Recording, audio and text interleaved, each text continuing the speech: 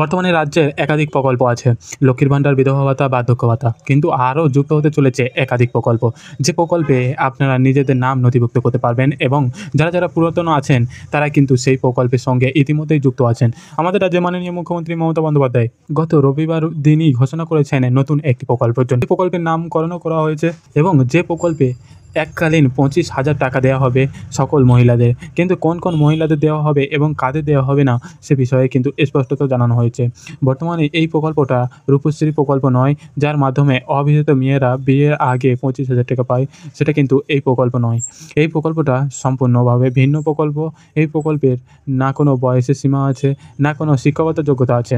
এই প্রকল্পে যারা নিজেদের নাম নথিভুক্ত করতে চাইছেন তাদেরকে কিন্তু বিশেষভাবে একটি ফর্ম ফিল আপ করতে হবে।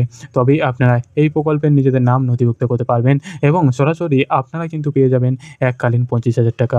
বর্তমানে লক্ষ্মীর ভাণ্ডারের টাকা ডবল করা হয়েছে, সঙ্গে বিধবা ভাতা, বার্ধক্য ভাতা, মানবিক প্রকল্প, একাধিক প্রকল্পের রাজ্যে চালু আছে।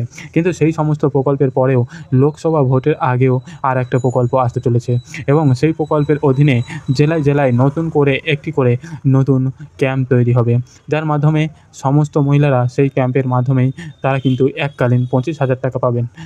এবং সেখানেই বলা হচ্ছে কুৎসিত বসার পর থেকে মহিলাদের ক্ষমতায়ন এবং মহিলা উন্নয়নের জোর দিয়েছে মুখ্যমন্ত্রী মমতা বন্দ্যোপাধ্যায়। কন্যাশ্রী, রূপশ্রী, লক্ষ্মীর ভাণ্ডারের মতো প্রকল্পগুলিকে মমতারই মস্তিষ্ককে লক্ষ্মীর ভাণ্ডার ভাতা ডবল করে দেওয়া হয়েছে এবং সেখানেই আপনারা 1200 টাকা করে পাবেন। আর এবার লোকসভা ভোটের পূর্বে জেলায় তৈরি হচ্ছে বিগ বাজার, যার নামকরণ করেছেন মুখ্যমন্ত্রী মমতা বন্দ্যোপাধ্যায়।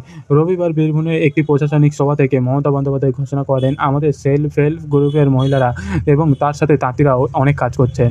সরকার থেকে যত প্রয়োজনীয় জিনিস আমাদের তাঁতি এবং সেই চিঠি সংস্থা থেকে নেবে। স্থায়ী রোজগারের জন্য এই বন্দোবস্ত। জেলায় একটি করে বিগ বাজার গড়ে তোলা হবে।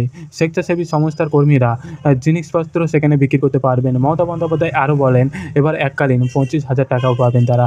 মুখ্যমন্ত্রী এই ঘোষণার পরে জেলায় ব্যাপক কর্মসংস্থানের সৃষ্টি হবে, এ বিষয়ে সন্দেহ কিন্তু আর নেই। যদিও রাজ্যের প্রত্যেক জেলায় একটি করে বিগ বাজার গড়ে উঠলে সেক্ষেত্রে একদিকে স্বনির্ভর গোষ্ঠী যেমন আর্থিকভাবে সচ্ছল হবে, অন্যদিকে একাধিক মানুষ কিন্তু নিজেদের কর্মসংস্থান গড়ে তুলবে। একাধিক ছেলেমেয়েরাও কিন্তু সেখানে চাকরি করতে পারবেন। কর্মসংস্থার ওপর জোর দিয়ে মুখ্যমন্ত্রী মমতা বন্দ্যোপাধ্যায় সার্বিকভাবে উন্নয়নের দিশায় ওয়াকিবহাল হয়েছে, এ বিষয়ে কিন্তু আর কোনো সন্দেহ নেই। এই আবহে বিগ বাজারের ঘোষণায় আশার বুক বেঁধেছে রাজ্যের সকল মহিলারা। জেলায় বহু স্বয়ংবর গোষ্ঠী রয়েছে। রাজ্যের হাজার মহিলারা সেই গোষ্ঠীর সঙ্গে যুক্ত আছে।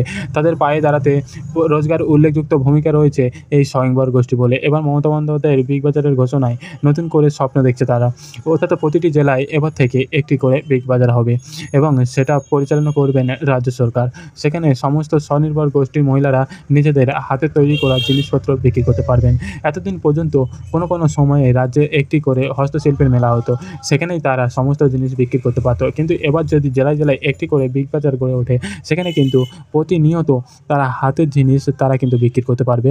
তাদের জন্য আলাদা স্টল থাকবে, তাদের জন্য আলাদা করে ব্যবস্থা করবে রাজ্য সরকার এবং তাদের এককালীন 25,000 টাকাও দেওয়া হবে এই সংস্থানে যুক্ত হওয়ার জন্য।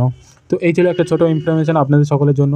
তো যদি আপনাদের এই ভিডিওটা ভালো লাগে অবশ্যই ভিডিওটা লাইক করবেন এবং বেশি করে শেয়ার করবেন, ঠিক আছে? তো আজকে ভিডিওটা এতেই। Thank you for watching video.